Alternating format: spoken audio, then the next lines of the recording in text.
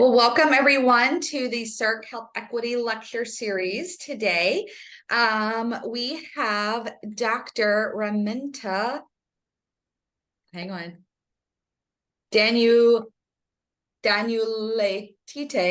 Yeah. How about did I butcher that, Raminta? You did very well. Okay, thank you. Raminta is an associate professor at the College of Health Solutions at Arizona State University.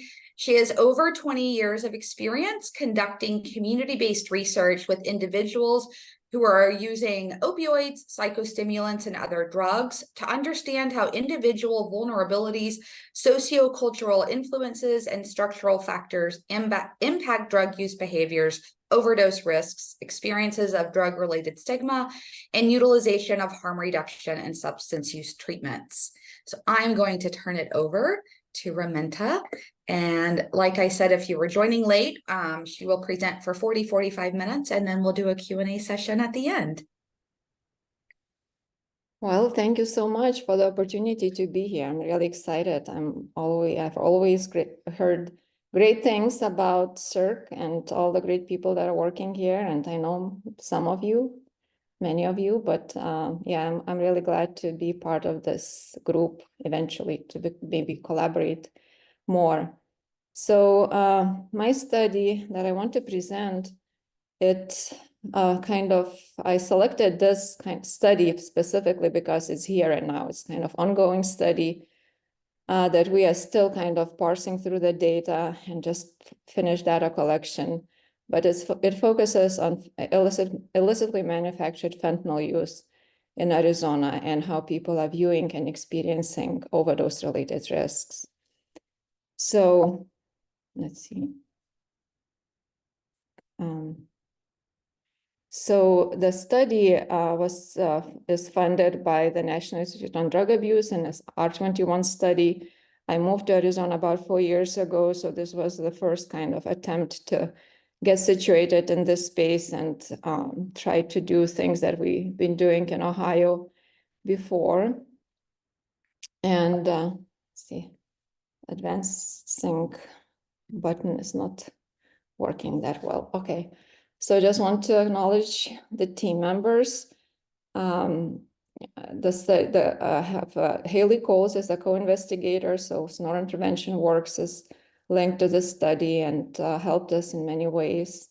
I also have a toxicology co-investigator from Ohio, and we've been sending samples to them for analysis. And I have a great group of graduate students who have been helping with interviews and also qualitative coding. And just to go through a few slides for the background, I'm sure many of you have seen or heard this. It's kind of not a new thing, but it helps to situate our study. So we see overdose mortality increasing every year. It seems like we are hitting a new high. So the highest numbers now are recorded at over 111,000 people dying from overdoses. So that's really extraordinary numbers. And we are still struggling to kind of deal with this crisis. And similar trends have been observed in Arizona, although rates are somewhat lower than in some other states, but still they have been increasing. And we see numbers that, kind of increasing for the most part year by year. And if we are looking into the types of drugs that are contributing to this overdose crisis, so as you see from the state and intentional drug overdose reporting system for Arizona in 2022, we see illicitly manufactured fentanyls are the primary drivers in overdose mortality cases. You see heroin and pharmaceutical opioids really have declined significantly. So they are really contributing much less significantly than what we used to see before. And we also have methamphetamine there. It's a huge, important drug, but it's a kind of probably would be another presentation to kind of explore trends related to methamphetamine.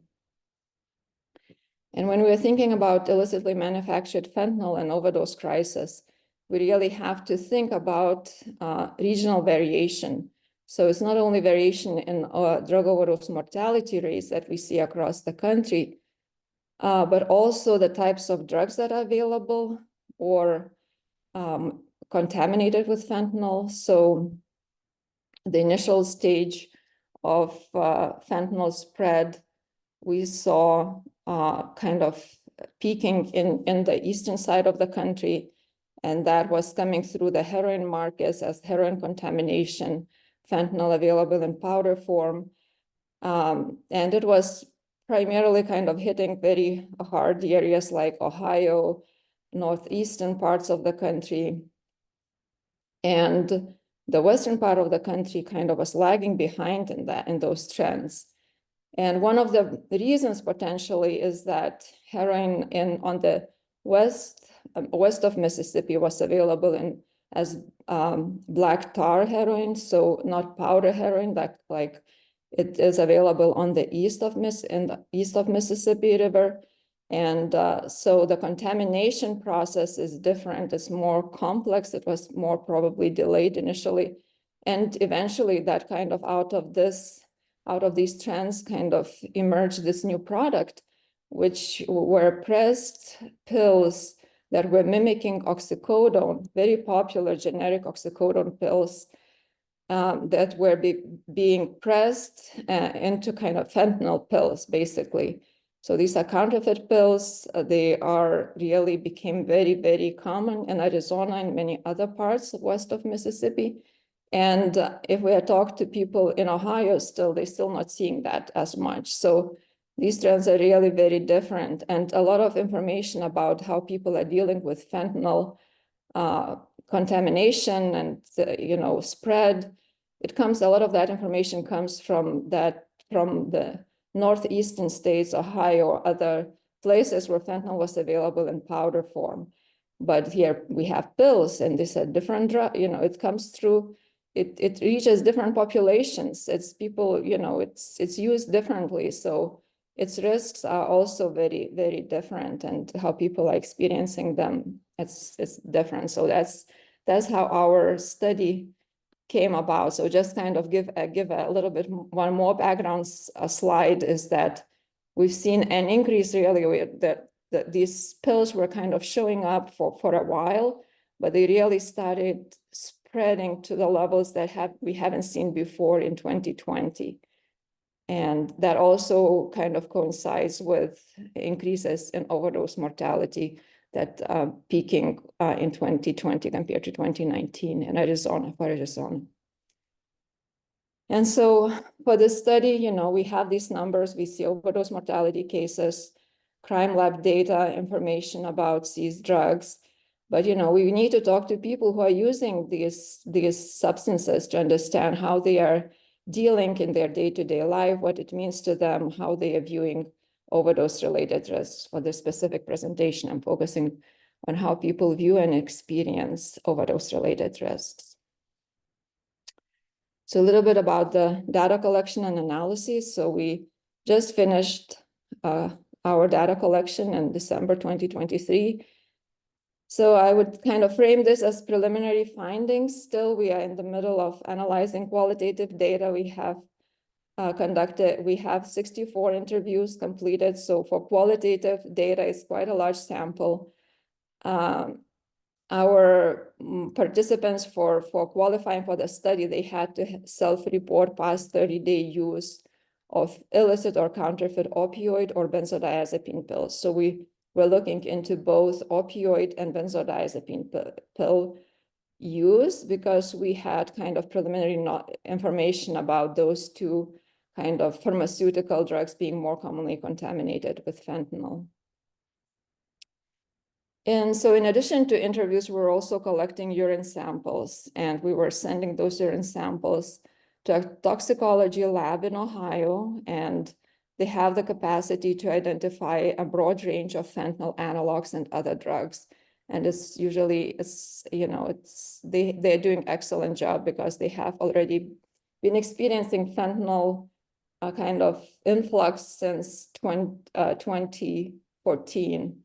And so they developed really great testing capacity to really pick up drugs that many other labs are not picking up. And so a little bit about recruitment. That's usually what people ask, and how do you find the participants? So we start, oftentimes we start with Craigslist ads. Then we also had referrals from flyers in the community, usually our harm reduction collaborators, distribute some flyers.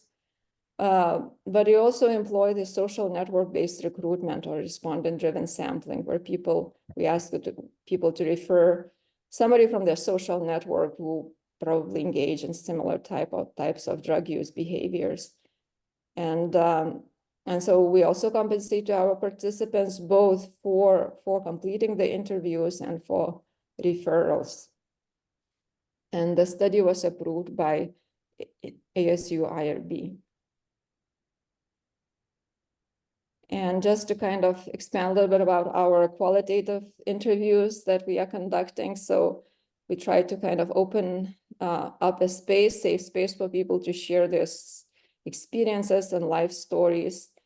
And this is one quote and we get quite a few of those at the end. Initially people come in kind of hesitant, what is this? What's gonna happen here? But then, they feel pretty comfortable to tell their story and how things occurred to them in their life. And this one person explained, it's nice to be able to tell someone else your story and share these things, these thoughts and experiences with someone that I don't feel that you are judging me. It's nice to be able to do that and not really have to worry about how they feel about you, or if something is gonna happen between you and them. You know what I'm saying? Oftentimes people, they don't have those opportunities to kind of share and tell things that happen without judgment, without receiving some kind of judgment or consequences. A little bit about our participants. So we had about 42% females. That was pretty good for us. Usually recruitment of females is more difficult, but also if we're looking in drug use trends, usually prevalence of use is higher among males than females. We had pretty good representation in terms of age groups. We had people who were in their 20s and their 60s. The majority were in the 30s. We also tried to we were pretty happy with our recruitment in terms of ethnic diversity.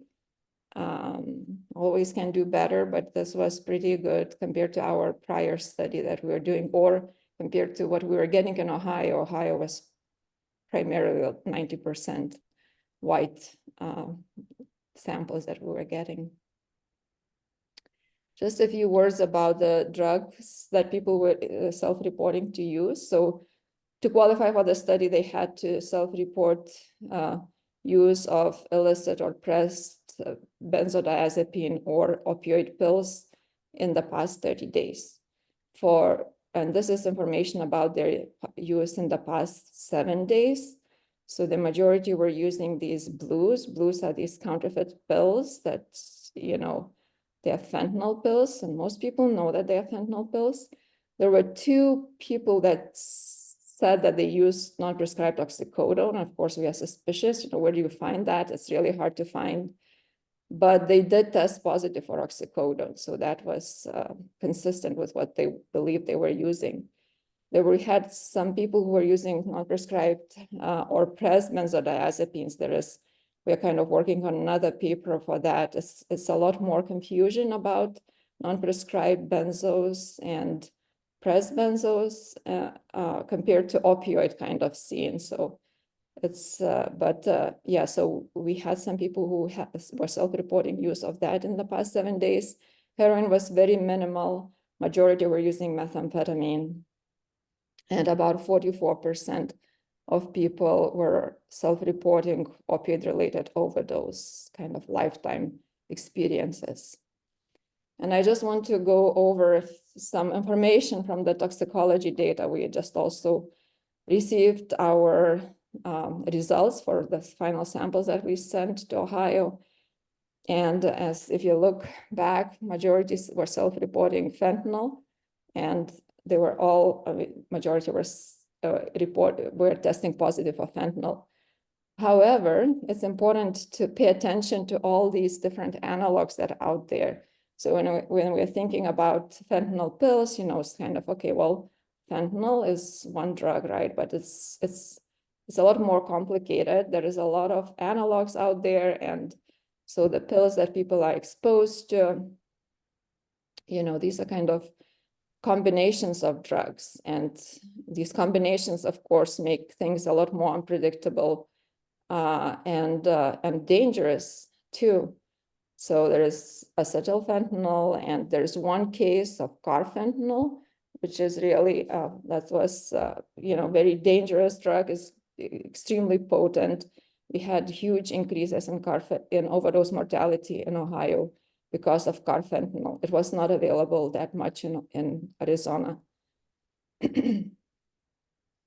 And another important kind of want to highlight that we found 2 cases testing positive for xylazine. This is a kind of a new drug that is coming up, new drug in some areas. For us, it's still new.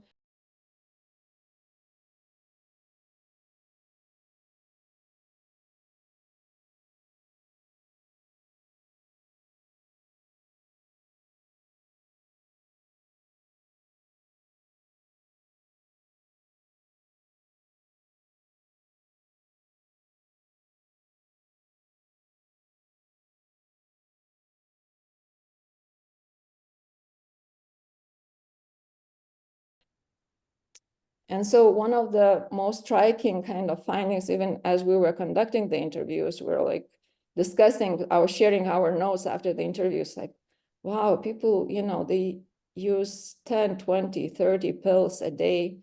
That's kind of not a very high dose. Usually some people say 50 pills, even smoking them.